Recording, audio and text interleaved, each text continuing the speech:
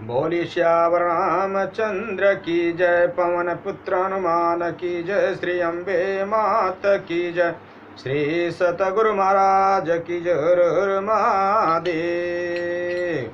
राजा राम राम राम सीता राम राम राम, राजा राम राम राम सीता राम राम राम, राजा राम राम राम सीता राम राम राम, राजा राम राम राम सीता राम राम राम, राजा राम राम राम सीता राम राम राम, राजा राम राम राम सीता राम राम राम, राजा राम राम राम सीता राम राम राम, राजा राम राम राम सीता राम राम राम, राजा राम राम राम सीता राम राम राम, राजा राम राम राम सीता राम राम राम, राजा राम राम राम सीता राम राम राम, राजा राम राम राम सीता राम राम राम, राजा राम राम राम सीता राम राम राम,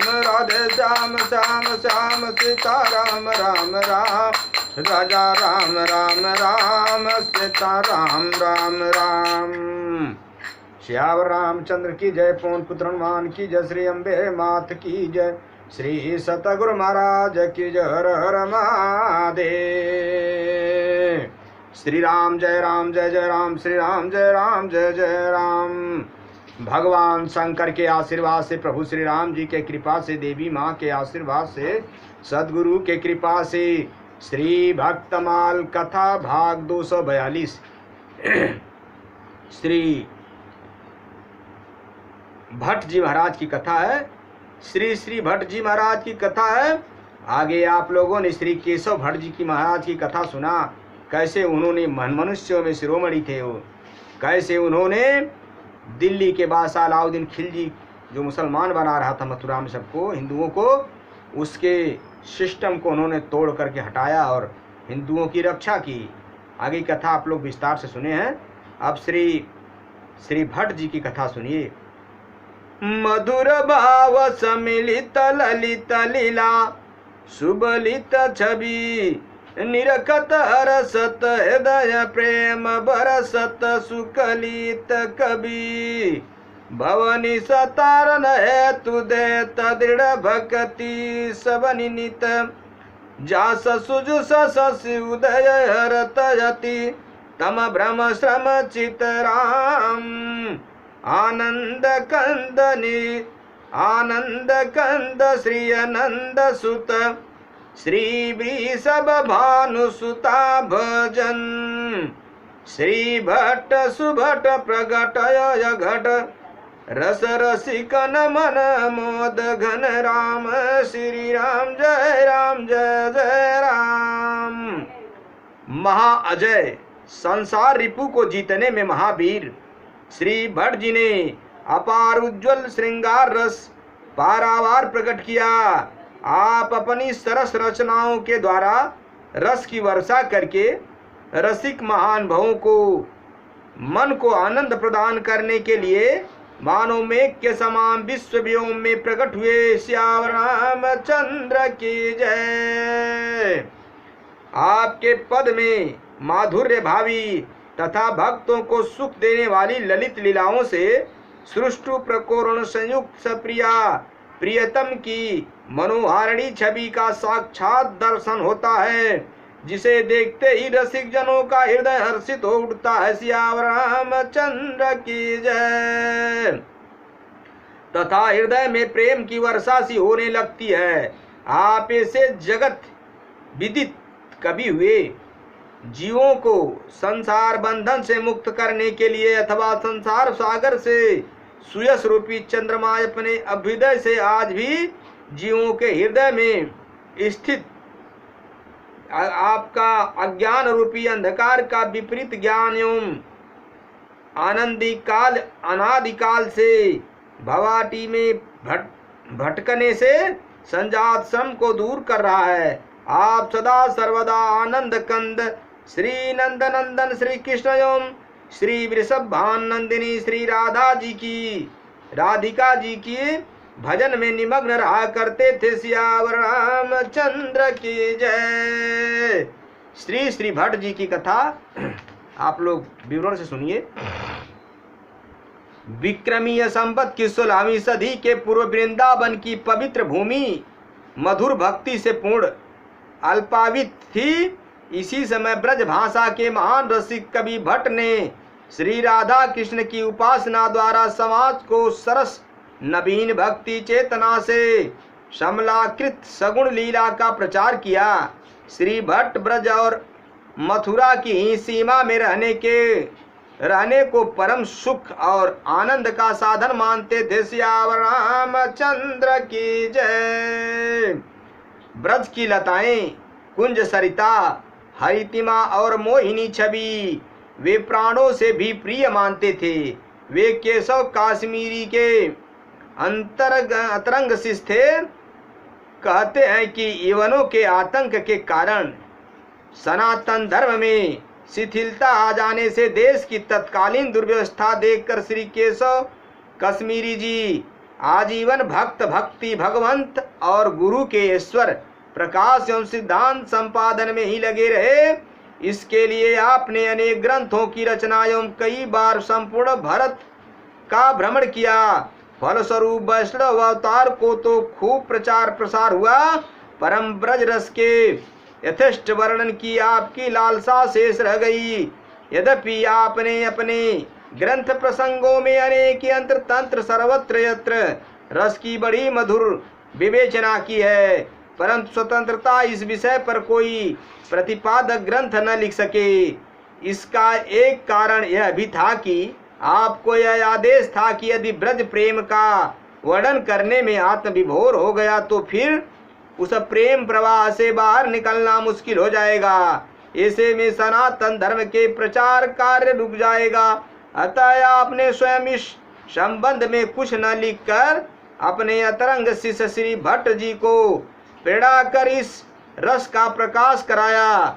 वर्णन आया कि श्री भट्ट जी जब अत्यंत तन्मय होकर ब्रजलीला का वर्णन करने लगे तो उस प्रवाह में अपने युगल किशोर की कुंज क्रीड़ा के 100 तक रस डाले और सबको ले जाकर श्री गुरुदेव जी के कर कमलों में अर्पित कर दिया। श्री केशव काश्मीरी जी ने जब उन पदों को देखा तो विचार किया कि इन्होंने तो प्रेमावेश में श्रृंगार रस की परम गोपनीय से भी गोपनीय लीलाओं को एकदम प्रकट कर दिया है। भला इस कराल कली काल में इस रस के ऐसे अधिकारी कहाँ हैं जो यथावत इसको समझ सके। अंततः आपने सबका सब यमुना जी को भेंट करा दिया और कहा कि यमुना जी जो कृपा करके प्रसाद रूप में दे वही प्रकाशित किया जाए। यमुना जी 100 पदों को छोड़कर शेष सबको स्वयं आत्मसात कर लिया। वे ही 100 पद युगल शतक के नाम से प्रसिद्ध है। सियावर रामचंद्र की जय। एक बार भगवती कालिंदी के परम पवित्र तट पर विचरण कर रहे हैं। उन्होंने नीरव और नितांत शांत निकुंजों और दृष्टि डाली। भगवान की लीला माधुरी रस नयनों में उमड़ आया। आकाश में काली घटाएं छा गई। यमुना की लहरों का यमन चंचल हो उठा। बंसी बट पर नित्य रस करने वाले राधा रमण की बंसी स्वर लहरी ने उनकी चित्तवृत्ति पर पूरा अधिकार कर लिया। वे नंद नंदन और श्री राधा रानी की रसमयी छवि पर सर्वस्व समर्पण करने के लिए विकल हो उठे। सरस्वती ने उनके कंठ देश में करवट ली। सरस समीर की मंद मंद गति उनकी दिव्य संगीत सुधा से आलोडित हो उठी। भगवान से विरह दुख अब और न सहा गया। उनकी इच्छा पूर्ति के लिए श्री रासेश्वर जी की सहिता प्रकट हो गए। श्री भट्ट ने देखा कि कुंज में कदम्ब के नीचे कोटि कंदर्प लावणी रस युक्त रास बिहारी अपनी प्रियतमा श्री राधा रानी के स्कंद देश पर कोमल कर स्पर्श का सौंदर्य बिखेर रहे हैं। यमुना की स्वच्छ धाराएं उनके चरण चूमने के लिए कुल की मर्यादा तोड़ना चाहती तोड़ देना चाहती है, पर बालुका की सेनाएं उन्हें विवश कर देती है कि वे आगे न बढ़े। श्री भट्ट ने अपने जीवन सफल माना। उन्होंने भगवान की दिव्य और कृपामयी झांकी को काव्य रूप देखकर अपने सौभाग्य की सराहना की। रोम रोम पुलकित हो उठा। मल्हार राग का भाग्य जाग उठा। सियावर रामचंद्र की जय। श्यामा श्याम कुंज तर ठाड़े जतन किए कछुमयना। श्री भट्ट उमड़ी घटा चौदीसिते गिरियाई जल सेना। बसव मेरे नैनन में दो चंद की कांतिमयी इच्छा पूर्ति ही है। उनकी अतुल संपत्ति थी। भगवान रस रूप ही भवबंधन से निमित्त होने का कल्याणमय विधान था। श्री भट्ट जी के पदों में भगवान के रूप का चिंतन अधिकता से अधिकता हो सका। उनकी रसोपासना और भक्ति पद्धति से प्रभावित होकर अन्य रसोपासकों और कवियों ने श्री राधा जी की निकुंज लीला माधुरी के स्वतन और गान से भक्ति साहित्य की श्री वृद्धि में जो योग दिया वह सर्वथा संस्तुत्य है। श्री भट्ट रस संहिता के मर्मज्ञ और भक्त कवि थे। सियावर रामचंद्र की जय। मेरे भाइयों, यहाँ पे एक बहुत ज्ञान की बात मिली मेरे मित्रों। जैसे कोई स्कूल का पहली का बच्चा हो, पहले क्लास की, और उसको आप MA BA डिग्री की बात बताएंगे तो क्या समझेगा। उसी तरह श्री भट्ट जी भगवान के अतरंग की व्याख्या करना चाहे, लेकिन उनका वो प्रश्नल था, समाज में क्या जाने कलिकाल में ऐसे लोग पहुँचे भक्त नहीं, इसलिए यमुना जी ने 100 पद को ही प्रकाशित किया। ये बहुत मर्मभेद बात है मेरे भाइयों, मेरे मित्रों, मेरे बंधुओं। ईश्वर सत्य है, जगत मिथ्या है। भगवान का भजन कहीं भी कैसे भी चलते फिरते उठते बैठते सोते जागते हर पल हर घड़ी करिए। भक्तों के माध्यम से, भक्तमाल कथा के माध्यम से संतों की और भक्तों की सेवा भजन करें, शास्त्रानुसार कर्म करें, अपने जीवन का कल्याण करें, भगवान के भजन पे जोर दें। राम नाम, कृष्ण नाम, नारायण नाम, हरि नाम का जपन करें। कथा विसर्जन होत है सुनहूं, पवन कुमार राम लखन सीता सहित मुँह पर करहूं कल्याण।